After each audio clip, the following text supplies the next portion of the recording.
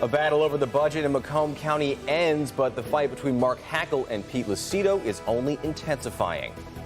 And the state's chief medical executive concerned this morning after a progress report comes out on COVID vaccinations in Michigan's smallest population.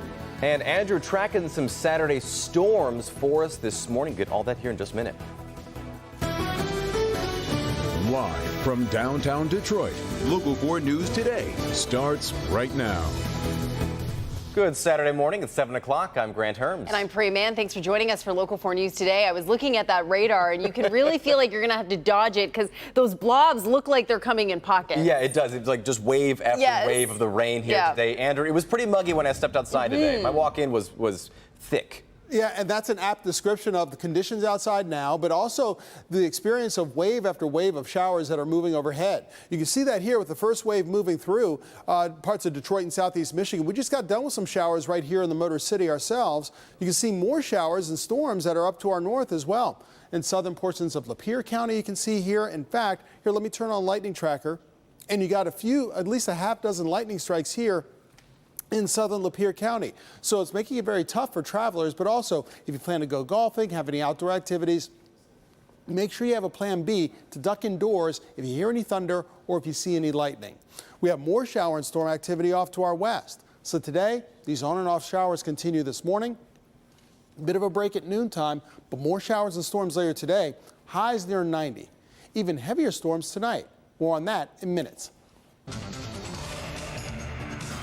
And we are following breaking news this morning out of Allen Park. Westbound I-94 is closed right now at the Southfield Freeway due to a crash. It's unclear what happened or if anyone is injured. We'll keep you updated when this clears or when we get new information into the newsroom. And you have another chance at hitting it big. There were no winners last night in the Mega Millions jackpot. I'm feeling lucky. I know. I'm feeling lucky. All right, we got to split it though and write our names on the back of the ticket. Deal. That means that the jackpot is now up to $790 million with a cash option of $464 million. This is now the third largest jackpot ever. Here are your numbers. You can see if you won the small prize, 14, 40, 60, 64, and 66. The Mega Ball is 16. The Megaplier is 3. The next drawing is on Tuesday. You're just shocked by the amount of those drawings. It's so much, and even the cash prize is so much money. Oh, my goodness. I know. You know, sometimes you just start to think, what would you do with all that cash? $464 million. You'd give some to your, you know. I would give some. Before you waved here. goodbye? You'd still see me. I wouldn't leave. Oh, yeah. I couldn't leave you Okay. alone. Okay. No. That chair would be spinning. Well, we've told you it was coming, and it's finally here. That's right. I-94 between I-75 and the Lodge is closed for the week. Crews are working on moving a new 2nd Avenue bridge over. Now, it's a slow process that will take 7 days. So if you travel that way, make sure you know your detours. Coming up in just about 15 minutes, our Kim DiGiulio will tell you how to get around this latest construction project. That is going to look so cool to see it finally moved. It will. I want to see some time-lapse video of them Me putting that in too. place. Absolutely. Every time I drive by it, I'm like, wow, incredible. Well, switching gears, let's get you updated on the power struggle that's happening between Macomb County Executive Mark Hackle and prosecutor Pete Lucito. This months-long fight centered on who gets the final word on how to spend money from Macomb County taxpayers. Now, the Michigan Supreme Court has declared a winner. And as our Mara McDonald report, the court wouldn't even hear Hackle's appeals. It sure didn't, believing that the appeals court, which ruled unanimously in Lucito's favor, got it right. So Lucito wins. But the real question is, what is next in what's looking like a very public feud between these two? When Lucito was elected prosecutor, he walked into an office tarnished by the scandal of former prosecutor Eric Smith, who now sits in federal prison. Lucito saw the office as an understaffed mess and went to the Board of Commissioners for new prosecutor positions and new clerical staff. It's important that we have those resources to do the work of the people and for the people. Without having those and having those cut off, you can't operate the way you should in government. And that's when the battle began. The Board of Commissioners agreed with Lucito, approved the budget he asked for. Hackle wouldn't go for it and tried to block multiple clerical staffing positions and has lost in court at each juncture. The Board of Commissioners says, quote, the courts recognize that County Executive Hackle's actions illegally infringed on the Board of Commissioners' powers.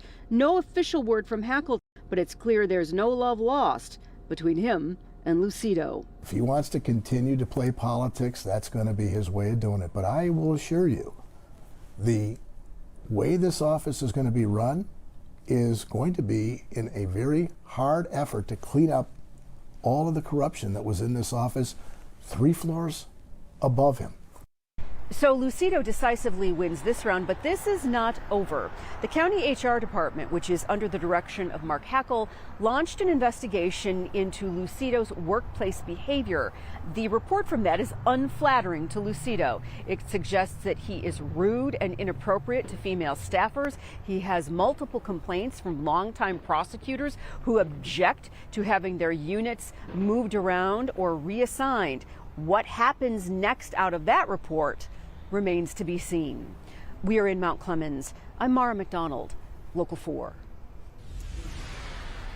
President Biden is making it very clear that he's still getting his job done in spite of testing positive for COVID. The White House shared this virtual meeting with us as the president talked about his plans to do more to fight high gas prices. He pointed out prices have been falling lately, but he'd like to see us learn a larger lesson. But the real answer is to get to a clean energy economy as soon as possible. Turn this into something positive. That means cleaner renewable energy, more affordable electric vehicles, and clean energy manufactured here in the United States. The White House says the president is doing well, still taking Paxlovid, which is a 5-day treatment, and he'll work remotely until he tests negative. COVID vaccines are now available for all children ages 6 months and up, but the latest numbers from the state show just 2.4% of Michigan kids under 5 have received the first dose of the COVID vaccine. Our state's top doc says they expected lower demand for this age group, but they're working hard to reach out to parents. I think now more than ever, parents need to hear what are the reasons to get their kids vaccinated. Dr. Natasha Bagdasarian is Michigan's chief medical executive. She says many parents are still holding on to the initial false impression that COVID is not a threat to children.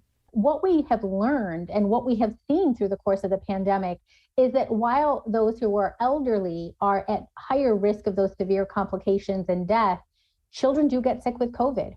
Children get sick with COVID, they get hospitalized from COVID, they can even die from COVID. The reason to get children vaccinated are to protect them from the severe outcomes. And then also, it's a way to keep the rest of the family safe. But it's not just the COVID vaccine. Michigan children are also falling behind on a number of routine childhood vaccinations. One very unfortunate consequence of this pandemic is that vaccines and public health became politicized. And this somehow became a political talking point. Attitudes and perceptions about vaccine and public health measures became political when they're not. This is simply about saving lives and keeping Michiganders healthy and safe. Dr. Bagdasarian urges parents to talk to their child's pediatrician about the importance of catching up on recommended shots. I am concerned about what it will look like if our overall vaccination rates go down and we see a resurgence of diseases like measles, like mumps. It's concerning to me, both as a public health doctor, but also as a mom, because I'm sending my child into schools where we have for so long been comfortable knowing that these diseases aren't circulating. Having herd immunity for these diseases, we really need to count on each other to keep levels of vaccination high. And that was Jason Colthorpe reporting. 68% of Michigan toddlers were considered fully vaccinated this past March, and that's compared to almost 74% at the start of the pandemic.